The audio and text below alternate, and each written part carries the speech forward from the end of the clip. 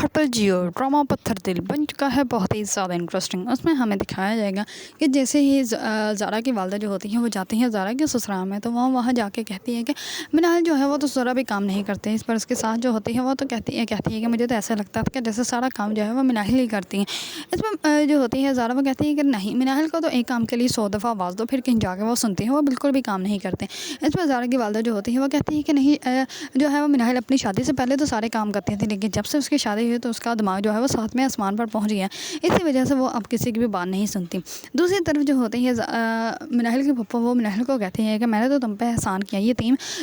बेटी को जो है वो मैं अपने घर पे लेके पाला पोसा और इतना बड़ा किया ताकि आज तो मेरे सामने ही ज़ुबान चला सको। इस पर जो होती है मिनाहिल वो कहती है कि मुझे तो लगता था कि आप अपने भाई की बेटी से जो है मोहब्बत करती हैं, लेकिन आपने तो सिर्फ